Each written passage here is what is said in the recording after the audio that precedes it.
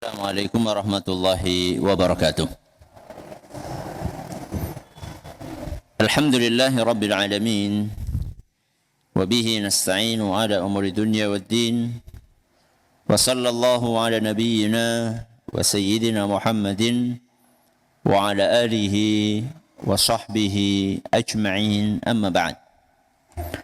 Kita panjatkan puja dan puji syukur kehadirat Allah subhanahu wa ta'ala.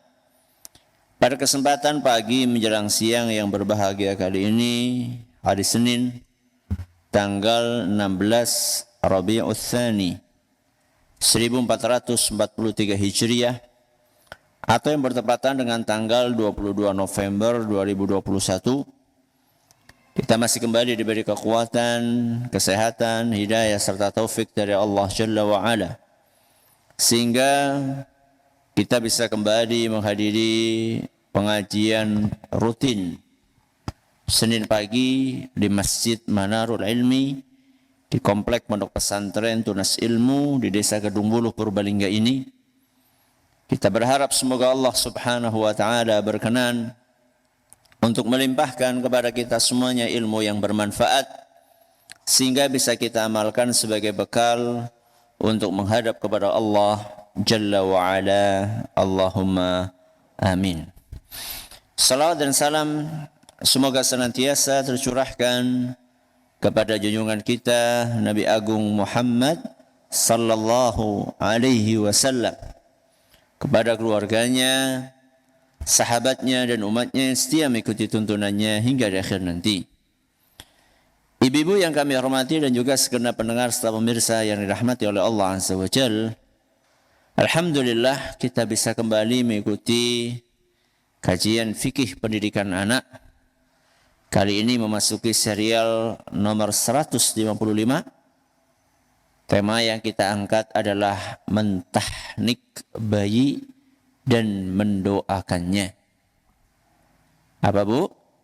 Mentahnik bayi dan mendoakannya. Siapa yang tidak pengen anaknya tumbuh dengan penuh kesehatan? Semua orang tua saya yakin pengen anaknya sehat. Ketika anak sakit, tentu pikiran kita akan terbebani. Aktivitas kita akan terganggu. Konsentrasi kita pun juga demikian. Sehingga untuk mencapai tujuan tersebut, yakni kesehatan anak, banyak hal yang dilakukan oleh para orang tua.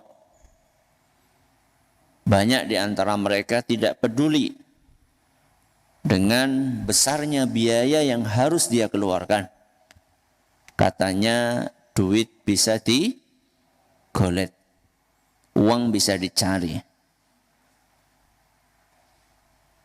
Selama itu masih dalam batas proporsional, tidak masalah. Tapi yang berbahaya adalah ketika cara-cara yang dilakukan sudah menyerempet ajaran agama, bahkan sudah bertentangan dengan tuntunan Islam. Contohnya, beberapa tahun yang lalu muncul sebuah fenomena anak-anak kecil dipakaikan gelang yang warna-warni. Namanya apa, Bu? Hah? Sambetan. Ya. Saya pikir ketika belum tahu, saya pikir oh ini aksesoris biasa. Karena yang namanya pedagang mainan itu kan cukup kreatif untuk menciptakan mainan-mainan baru. Saya pikir gelang warna-warni itu adalah aksesoris biasa. Tapi ternyata ketika ditelusuri lebih lanjut, ternyata ada di antara orang tua yang memakaikan gelang itu dengan sebuah keyakinan. Apa keyakinannya? Bahwa gelang itu akan melindungi anak dari gangguan-gangguan yang bersifat mistis. Karena saat itu seingat saya lagi rame-ramenya anak kesurupan. Kesurupan di sekolah, kesurupan ketika bermain, kesurupan ketika piknik, dan macam-macam. Sehingga ada sebagian orang yang kemudian mengambil langkah preventif untuk melindungi anak mereka, tapi dengan cara-cara yang bertolak belakang dengan tuntunan agama. Karena sejatinya memakai gelang-gelang seperti itu dengan tujuan untuk menolak bala, ya itulah yang diistilahkan dengan jimat. Ya. Dan Islam itu agama yang sangat anti dengan hal-hal yang seperti itu. Kata Nabi SAW, "Man ta'allaqa tamimatan faqad asyrak." Barang siapa yang memakai jimat, maka dia telah berbuat syirik. Islam itu sangat anti dengan hal-hal yang seperti itu. Jadi kadang-kadang upaya yang dilakukan oleh sebagian orang tua guna melindungi anaknya, kadang-kadang upaya itu adalah upaya-upaya yang ternyata tidak dibenarkan oleh agama. Padahal sebenarnya Islam itu sudah punya konsep yang sangat istimewa. Konsep Islam untuk menjaga kesehatan anak adalah konsep yang menggabungkan antara cara lahiriah dengan cara apa Bu? Batiniah. Menggabungkan antara cara apa Bu? Lahiriah dengan cara batiniah. Menggabungkan antara ikhtiar dengan doa. Dan ini sudah sangat sempurna. Bahkan sejak bayi itu lahir, ya, jadi bukan bayi itu sudah sekian tahun usianya, enggak. Begitu bayi itu lahir, kita langsung diajarkan oleh Nabi kita sallallahu alaihi wasallam dua hal. Yang pertama adalah tahnik. Kenapa Bu? Tahnik pakai ha, ya. Kemudian yang kedua adalah doa. Apa yang pertama Bu? Tahnik. Yang kedua apa? Doa. Nanti kita akan pelajari tahnik itu artinya apa. Kalau doa insya Allah rata-rata sudah pada mengerti. Sunnah ini yaitu tahnik dan doa itu disebutkan di dalam banyak hadis Rasul sallallahu alaihi wasallam.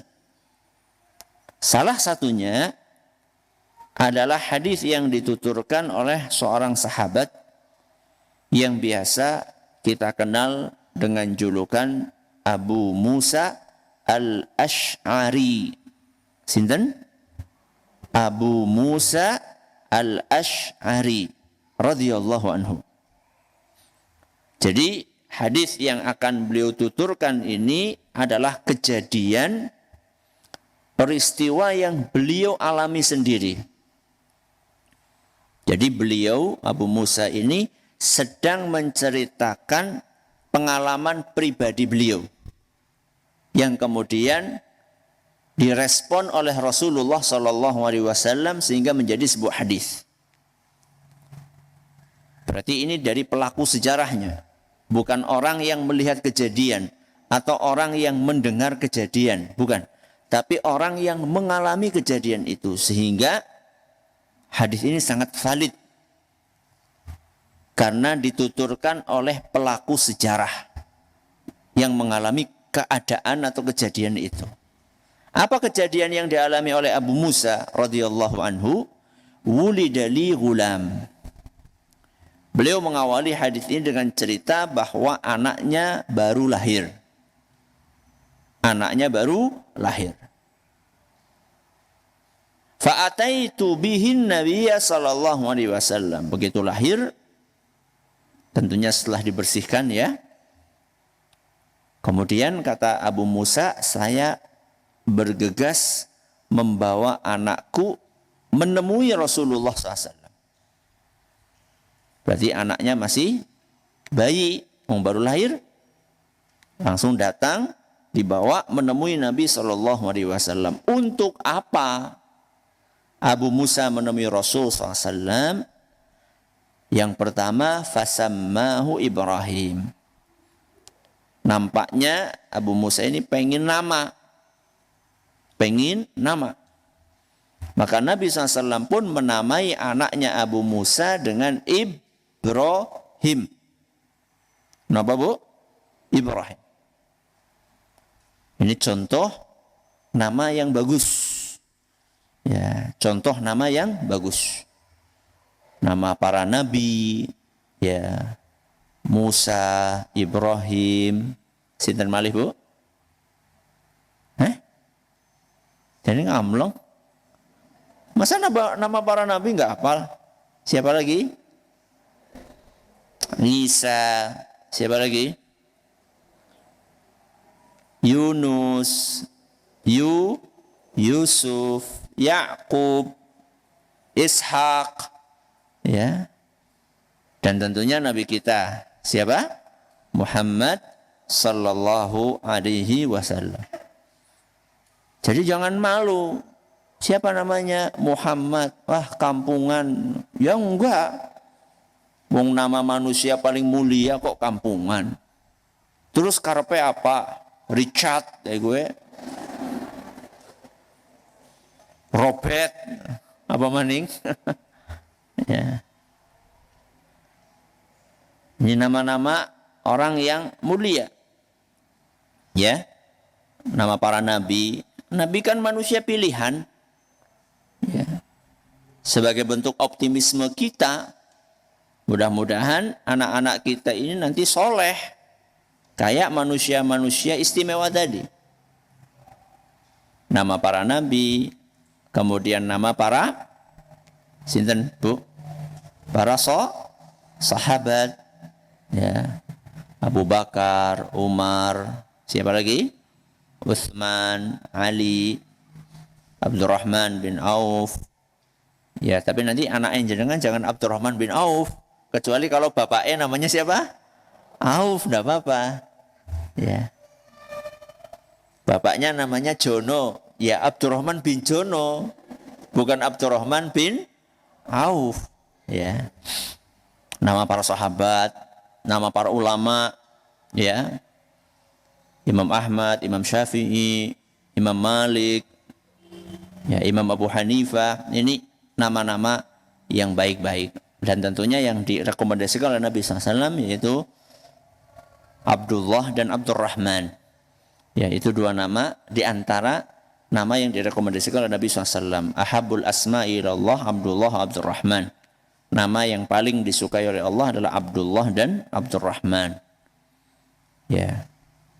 Yang awalnya Abdu, Abdullah, Abdurrahman, Abdul Malik, Abdul Kudus.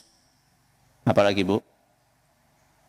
Abdul Muhaimin, Abdul Aziz, Abdul Jabbar, Abdul Ghani. Jadi jangan bingung, nama itu banyak. Ya. Dan gak usah aneh-aneh. Mentang-mentang lagi pandemi nama anaknya Corona. Ada juga yang anaknya namanya COVID. Gak usah aneh-aneh lah. Dong nama virus kok dijadikan nama anak ya. Dah, ini misi yang pertama. Abu Musa al-Asy'ari membawa anaknya kepada Nabi SAW. Satu, Nabi kasih nama. Apa misi yang kedua? Nah ini yang akan kita pelajari. Fahannakahu bitamrah. Fahannakahu bitamrah. Nabi SAW mentahnik. Nanti kita akan jelaskan. Mentahnik si bayi itu dengan kurma. Menggunakan apa, Bu? Kurma. Dah, satu dikasih nama, yang kedua diapain tadi, Bu? Ditahnik. Yang ketiga, wada'a lahu bil barakah. Yang ketiga, Nabi SAW mendoakan keberkahan untuk anak itu. Apa yang dilakukan? Mendoakan keberkahan. Ini juga nanti akan kita jelaskan. Hadis riwayat Bukhari dan Muslim.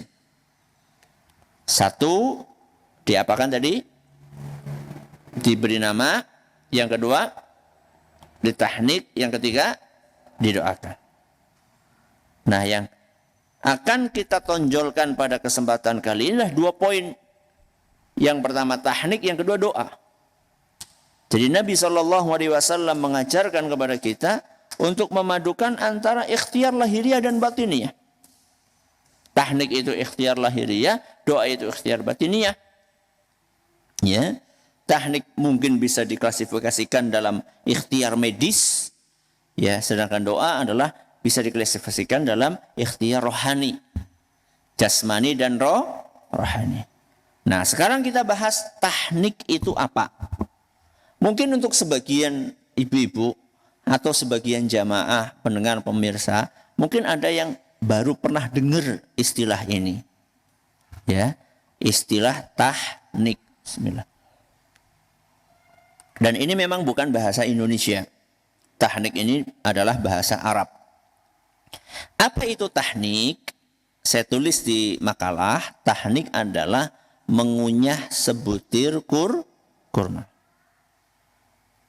sampai lembut dan halus. Ya, dikunyah sampai apa? Lembut dan halus. Kemudian setelah lembut, dengan tangan yang bersih, ya, tangannya harus apa? Bersih, steril. Mamahan. Apa itu mamahan, Bu? Ya, sesuatu yang dimamah. Kurma tadi itu kan dikunyah. Ya, itu namanya mamahan. Setelah halus dan lembut, maka mamahan tadi diambil sedikit dengan tangan, diambil sedikit, kemudian dioleskan ke langit-langit mulutnya si bayi. Dioleskan ke langit-langit mulutnya si bayi. Dan biasanya pengalaman kami, begitu bayi itu dikasih itu langsung cep kayak kepengen maning gitu. Ya. Ini namanya tahnik. Lah kalau nggak ada kurma bagaimana Ustadz?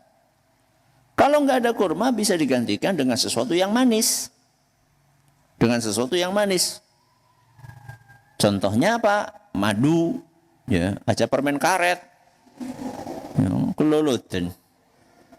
Ya. Madu. Ya, syukur-syukur kurma. Kurma apa? Bebas. Ya, kurma apa? Bebas. Jadi tahnik itu adalah proses memberikan mamahan manis, mamahan kurma sedikit kepada bayi yang baru lahir. Ini namanya tahnik. Apa hukumnya? Hukumnya sunnah. Hukumnya sunnah menurut banyak ulama. Sehingga kalau itu sunnah, jika dikerjakan dapat apa? Pahala. Insya Allah. Kalau dikerjakan dapat pahala. Kalau ditinggalkan, Bu, enggak dapat pahala, tapi dosa enggak? Enggak. Namanya juga sunnah. Ya. Baik. Rasulullah Shallallahu Alaihi Wasallam tidak secara gamblang menjelaskan apa manfaat kesehatan dari tahnik itu. Apa manfaat medis dari tahnik itu? Setahu kami tidak disebutkan dalam hadis Nabi SAW. Nabi hanya mencontohkan hal itu. Dan tentunya Nabi SAW itu berbuat pasti, kalau hal-hal yang seperti ini pasti itu berdasarkan wahyu. Wahyu dari siapa? Dari Allah. Sehingga kemudian para ulama mengatakan ini sunnah. Karena dilakukan oleh Nabi SAW. Dan kejadiannya bukan hanya sekali. Jadi bukan hanya dialami oleh anaknya Abu Musa al-Ash'ari saja. Juga dialami oleh anak-anak kaum muslimin yang lainnya di zaman itu. Makanya tadi di awal, kalau panjenengan memperhatikan dengan baik, saya tuliskan apa? Sebagaimana telah dijelaskan dalam banyak hadis. Banyak hadis. Berarti hadisnya nggak cuma satu. Ya. Apa yang saya bawakan di sini adalah sampel. Salah satu contohnya hadis ini. Nah, kembali kepada Nabi SAW tidak menjelaskan apa manfaat kesehatan. Namun, bukan berarti tidak boleh kita mencari, meneliti, apakah ada manfaat kesehatan di balik itu. Boleh-boleh saja. Yang penting penelitiannya itu ilmiah dan bisa dipertanggungjawabkan.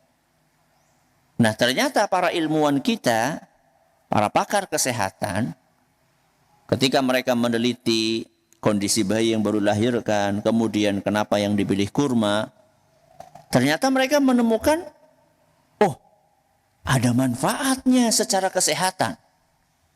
Ada manfaatnya secara kesehatan.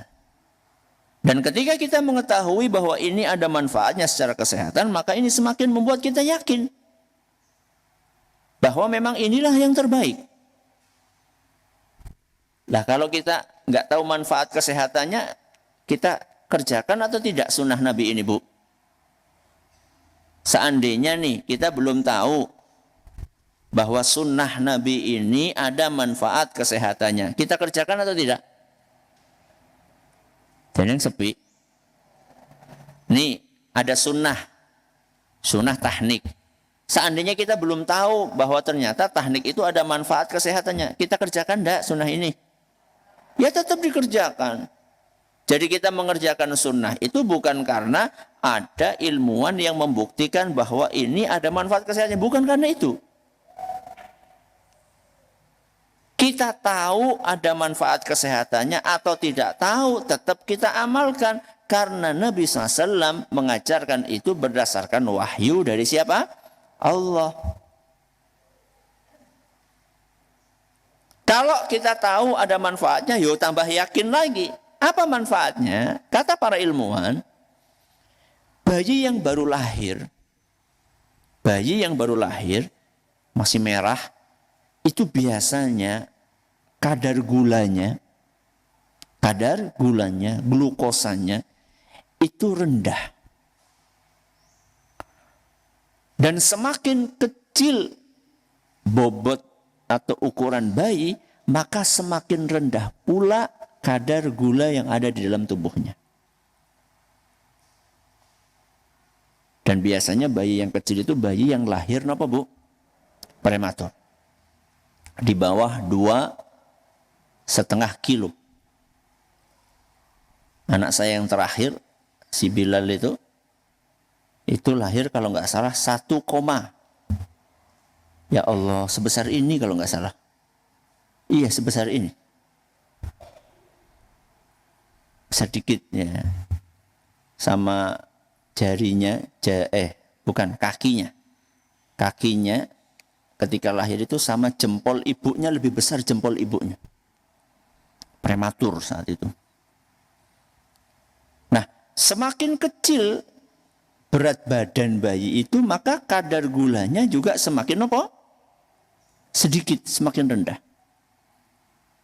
Jadi bayi yang ukuran atau bobotnya 2,5 kilo atau di bawah 2,5 kilo sampai 3 kilo itu biasanya rata-rata kadar gulanya itu 20 sampai 30 miligram per 100 miligram darah. Jadi dalam 100 miligram darah itu rata-rata bayi yang beratnya segitu gula darahnya adalah 20 sampai 30 miligram. Dan ini terhitung rendah untuk ukuran normal gula darah manusia.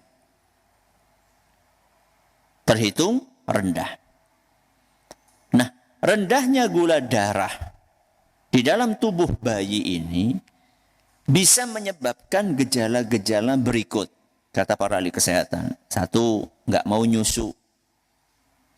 Makanya beberapa kejadian bayi sudah disodori tetek ibunya nggak mau nyusu. Ototnya ringkih.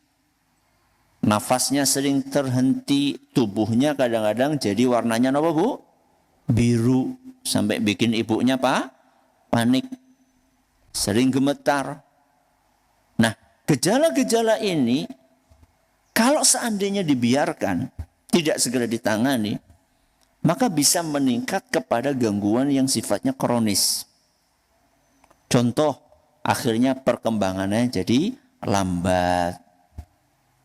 Kemudian punya keterbelakangan mental. Otaknya bisa lumpuh. Mata dan telinganya bisa cacat, sering kejang. Ini sudah tahap berikutnya. Dan ini kalau tetap dibiarkan, tidak segera ditangani, maka bisa berakhir kepada kematian si bayi. Nah, apa hubungannya sama tahnik? Ternyata kurma itu adalah salah satu buah yang mengandung glukosa yang cukup. Ya. Dan ini tentunya gula yang sifatnya alamiah. Ya. Bukan yang sifatnya apa istilahnya? Apa? Kimiawi, ya. Tapi ini gula yang sifatnya alamiah. Kemudian sudah sifatnya alamiah kurma ini. Kurma ini dimamah,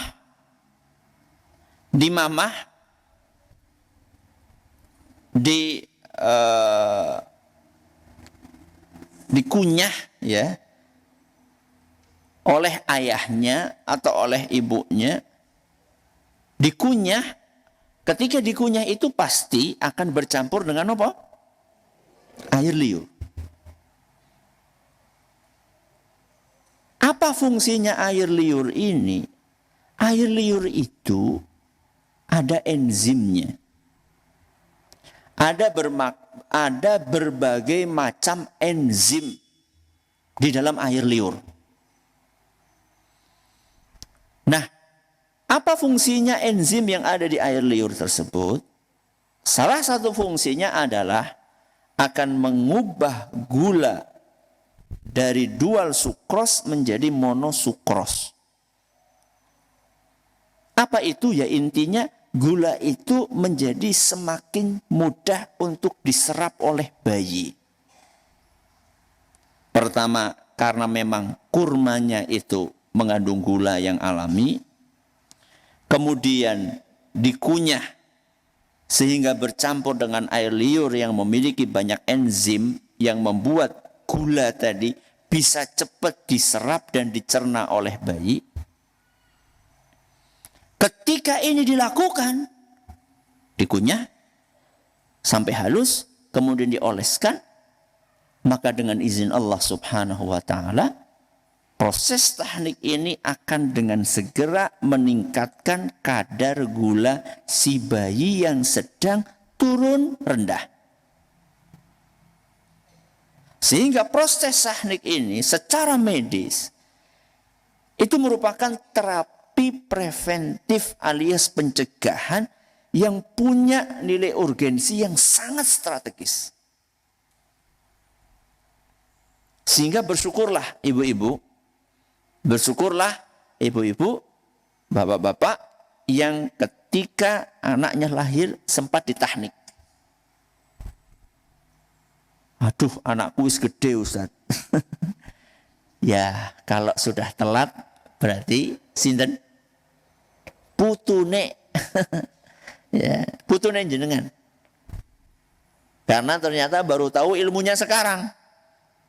Ya, ibu-ibu ada nggak yang baru tahu ilmunya sekarang? Ada nggak? Bukan ada, mungkin malah apa? Banyak. Oh, jebule kayak gue. Ya. Dan kita tahu ibu-ibu, makanan di zaman Nabi SAW itu banyak. Ada gandum, ya, ada minyak samin, ada ini, ada itu, ada roti. Ya, yang dipilih ternyata kurma. Dan kemudian para ilmuwan membuktikan memang kurma itu mengandung gula yang Masya Allah. Sudah kayak gitu dimamah lagi. Dan ternyata ketika bicara tentang enzim ini, ya, para ilmuwan juga ternyata mereka menulis tentang enzim.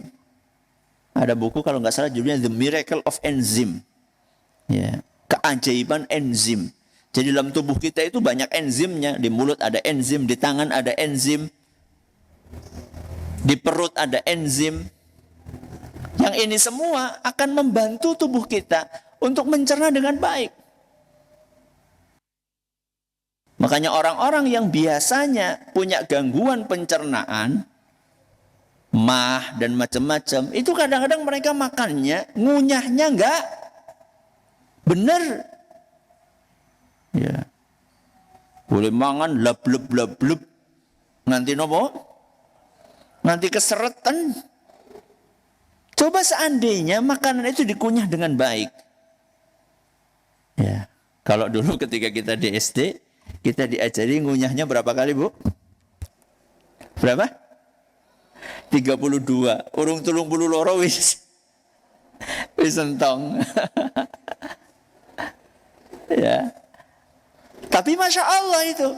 Coba jenengan bedakan ya antara jenengan makan dikunyah dengan baik dengan makan dikunyahnya nggak baik.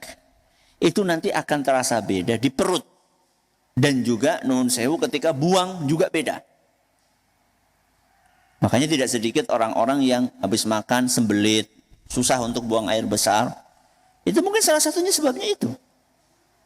Dan ini rahasianya kenapa kok Nabi SAW melembutkan kurma itu dengan cara diapakan? Dengan cara mamah.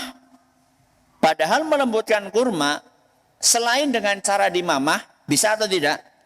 Bisa. Ya. Kurma dilembutkan pakai blender, bisa enggak? Bisa. Tapi blender ada enzimnya enggak? Enggak ada. Ya. Dan para sahabat tentunya ada misi yang lainnya ketika Nabi SAW yang memamah itu bukan sekedar misi masalah kesehatan, tapi keberkahan. Ya, keberkahan Nabi SAW. Para sahabat pengen mendapatkan berkah dari Rasul SAW. Ya. Tapi kalau itu ya khusus buat Nabi SAW.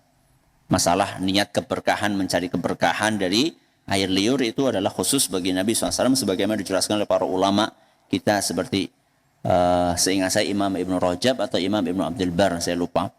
Mereka mengatakan itu khusus bagi Nabi SAW. Tapi bukan berarti sunnah tahnik kemudian putus berhenti, enggak. Ya.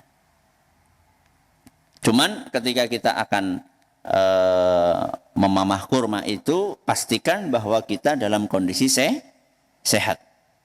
Ya, kita dalam kondisi sehat, karena bagaimanapun juga itu pastikan akan masuk air liur kita ke situ. Kalau kita lagi batuk-batuk, khawatirnya malah akan membuat anak ini jadi apa? Sakit, ketularan virus. Ya, apalagi di zaman hari-hari ini yang mungkin sedang pandemi, maka kita harus ekstra hati-hati. Ya, harus ekstra hati-hati. Nah, ini bicara tahnik. Yang kedua doa.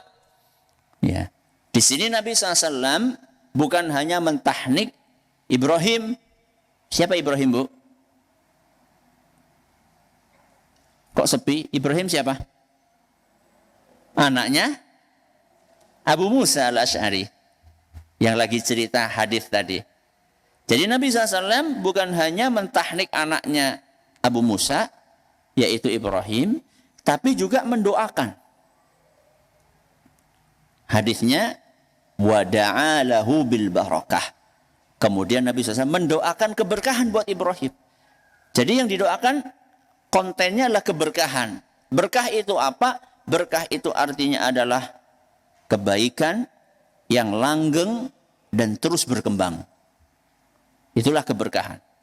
Keberkahan adalah kebaikan yang langgeng, bertahan, dan terus berkembang. Nabi SAW doakan keberkahan dan ini mencakup seluruh kebaikan. Kebaikan duniawi, kebaikan ukhrawi, kebaikan duniawi, kesehatan, terhindar dari mara bahaya, kebaikan ukhrawi, jadi anak yang solih, solihah, masuk surga. Ya. Sehingga dari sini kita bisa mengambil sebuah kesimpulan bahwa Islam itu ajaran yang sangat luhur dan sangat istimewa.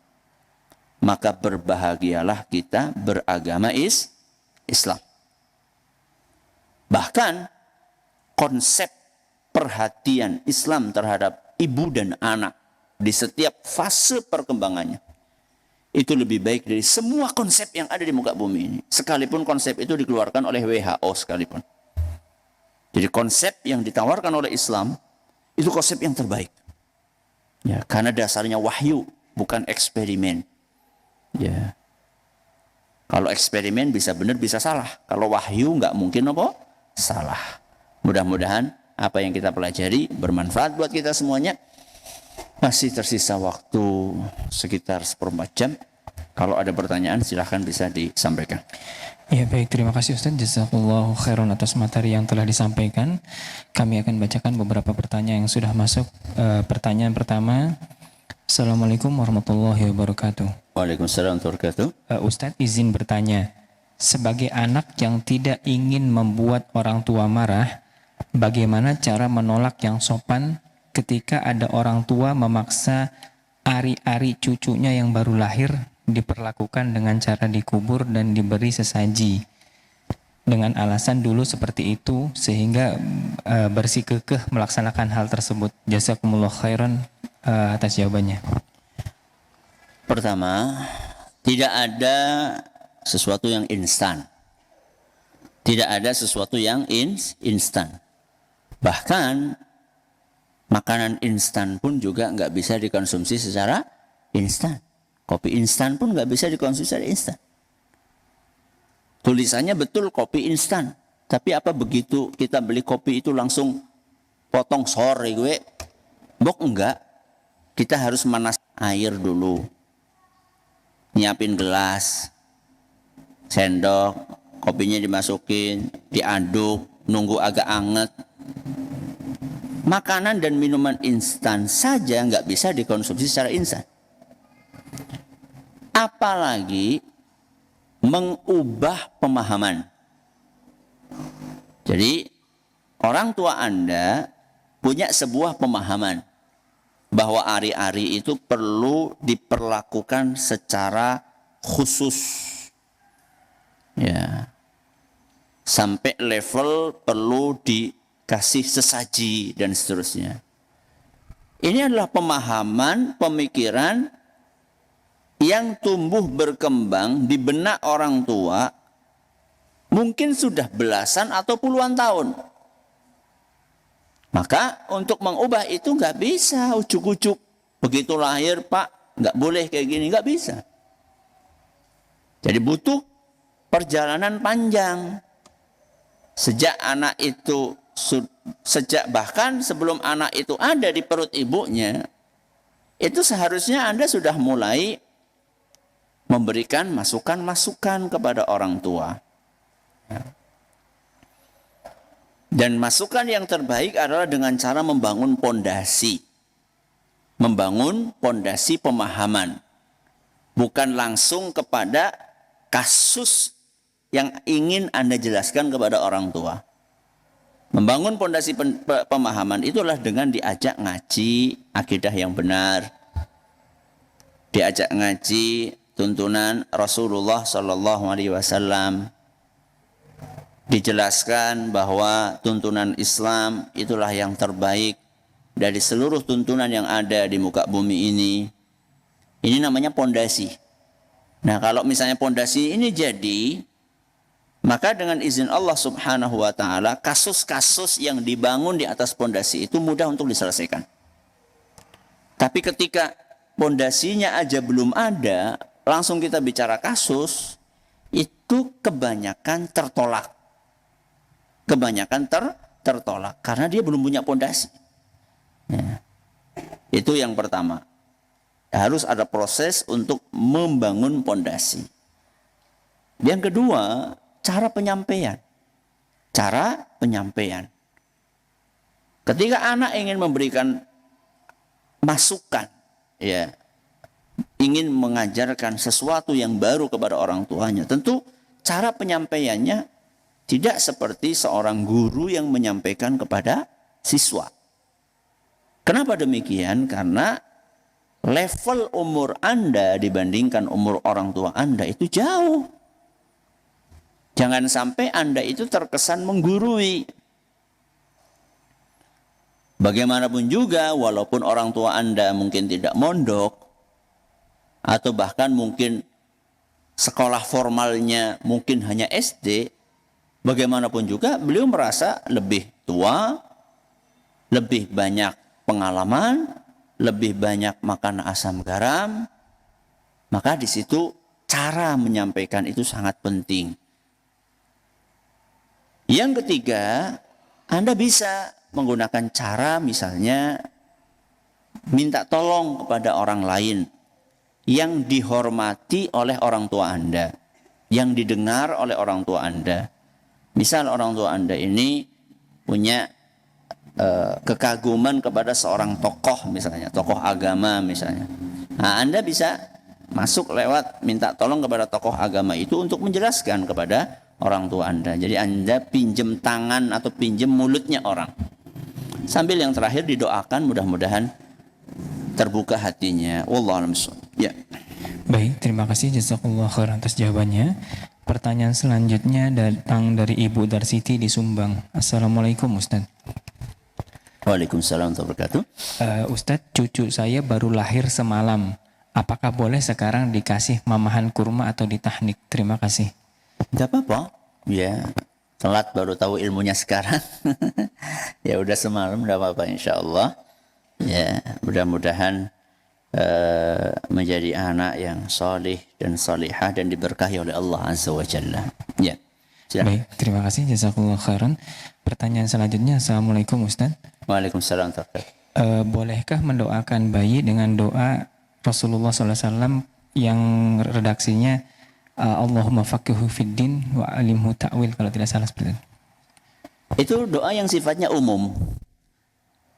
Kalau Anda mau doakan anak Anda, tidak apa-apa dengan doa itu. Tapi tidak perlu dikhususkan ketika bayi itu baru lahir. Ya, karena doanya itu sifatnya umum, diucapkan oleh Nabi SAW untuk Ibnu Abbas radhiyallahu anhuma. Allahumma faqihu fiddin wa alimhu ta'wil. Ya Allah, jadikan anak ini paham terhadap agama dan ajarkan tafsir Al-Quran kepada anak ini. Itu doanya Nabi SAW kepada Ibnu Abbas, untuk Ibnu Abbas radhiyallahu anhuma. Sehingga kemudian Allah kabulkan dan betul-betul Ibnu Abbas ini menjadi ulama besar dan pakar tafsir. Ya. Tidak apa-apa Anda doakan itu. Tapi nggak perlu dikhususkan, oh kalau bayi lahir doanya ini, enggak. Karena Nabi SAW di dalam hadis yang tadi kita dengar disebutkan secara global mendoakan keberkahan. Nggak disebutkan redaksinya harus bagaimana. Adapun yang sering diucapkan oleh banyak kaum muslimin, burika laka fil mauhub, ya, atau burika fil mauhubilak dan seterusnya, itu bersumber dari seorang tabi'in. Seingat saya Al-Hasan Al-Basri ini pernah kita bahas di salah satu serial fikih pendidikan anak beberapa pertemuan yang lalu. Ya, silakan. Baik, terima kasih jazakallah khairan atas jawabannya. Pertanyaan selanjutnya datang dari pendengar dan pemirsa Roja TV. Assalamualaikum Ustaz. Waalaikumsalam warahmatullahi wabarakatuh. Apakah janin yang diaborsi setelah 120 hari kandungan juga akan dibangkitkan pada hari kiamat? Dan apakah akan ditanya juga tentang sebab kegugurannya? Jazakallah khairan. Sebab apa? Sebab kegugurannya. Oh, kematian, iya. Jadi pertanyaannya, apakah janin yang diaborsi juga akan dibangkitkan pada hari kiamat? Dan apakah akan ditanya juga tentang sebabnya? Mungkin seperti itu. Wallahu a'lam. Tidak tahu saya. Ya, silakan. Ya. Baik, pertanyaan selanjutnya. Bismillah, Assalamualaikum warahmatullahi wabarakatuh. Waalaikumsalam. Ustadz, bagaimana kalau memakai gelang atau kalung yang mengandung magnet? Katanya bisa menyembuhkan penyakit dan untuk mengencerkan darah yang kental. Apakah itu sudah termasuk dalam memakai jimat? Tergantung apakah gelang kesehatan itu terbukti memang memiliki dampak secara medis atau tidak. Nah, pembuktiannya itu harus dilakukan secara jujur, ya, oleh lembaga yang independen. Kalau seandainya penelitian itu dikeluarkan oleh produsen, itu kita sebagai konsumen ini nggak terlalu yakin karena subjektivitasnya sangat tinggi. Wong ini produk dia kok, ya. Tapi kalau misalnya penelitian itu dilakukan oleh lembaga yang independen dan terpercaya dan sudah dilakukan studi ilmiah, ya, percobaan ini 1, 2, 3 dan seterusnya, dan memang terbukti antara yang memakai gelang dengan yang tidak, ya, setelah dilakukan penelitian sekian lama ternyata ada perbedaan yang signifikan. Nah, kalau seperti itu tidak apa-apa. Tapi kalau cuma katanya dan katanya, ya, kemudian Anda juga merasa ragu, maka kaidahnya jelas.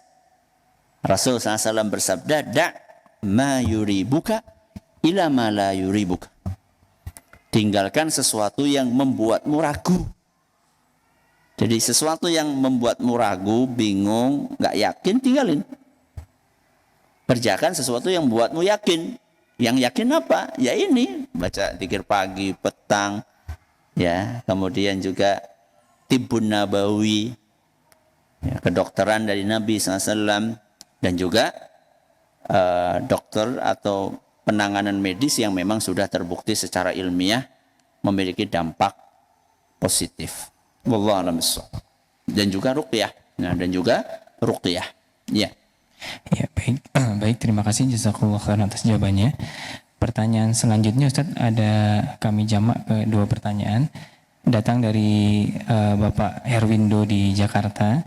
Assalamualaikum warahmatullahi wabarakatuh. Waalaikumsalam warahmatullahi wabarakatuh. Ustaz izin bertanya, waktu tahnik hanya saat bayi baru lahir atau bisa sampai bayi usia 1 tahun? Kemudian pertanyaan yang senada, apakah harus dengan kurma tertentu, Ustaz? Silakan, Ustaz. Kalau tahnik memang baru lahir, tapi apakah bayi usia 1 tahun, 2 tahun boleh makan kurma? Ya boleh-boleh aja, tidak apa-apa. Jadi kalau istilah tahnik itu memang bayi yang baru lahir. Ya. Tapi kalau sudah 1 tahun kan bukan baru lahir, baru usia 1 tahun. Ya. Tapi boleh nggak makan kurma? Boleh, bagus. Kurma itu kan makanan yang bagus memang. Mau dikonsumsi oleh bayi, orang dewasa itu bagus. Kurma jenis apa? Nggak disebutkan secara khusus di sini. Di sini cuma disebutkan bitamroh dengan korma. Jadi bebas. Mau kurma apa? Ajwa boleh, mejol boleh, kurma apalagi sukari boleh. Serah. Ya, kurma yang kira-kira bisa dikonsumsi dengan baik oleh anak-anak kita. Ini yang bisa kita pelajari pada kesempatan kali ini. Terima kasih atas perhatiannya. Mohon atas segala kurangannya. Kita akhiri dengan doa kafaratul majelis. Subhanakallahumma wa bihamdika asyhadu an la ilaha illa anta astaghfiruka wa atubu ilaik. Assalamualaikum warahmatullahi wabarakatuh.